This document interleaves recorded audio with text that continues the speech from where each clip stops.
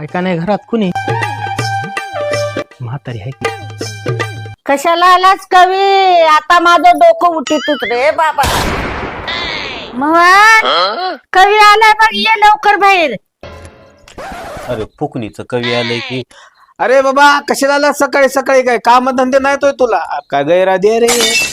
कविता लिहिण्याचा आणि म्हणण्याचा मला आहे छंद. मी वर्गणी मागायला आलोय. आपलाच कवी आनंद, कवी आनंद. कशाला बोलले या पांचट कवीला? दुसरं कोणी नव्हतं का? कविता करतो म्हणून छान, कविता करतो म्हणून छान, माझे सगळेच करतात लाड. पण आजीबाई तू काय खाल्लीस की एवढं झालीस जाड? ए पांचट कवी, वर्गणी घेऊन जा बरं इथनं.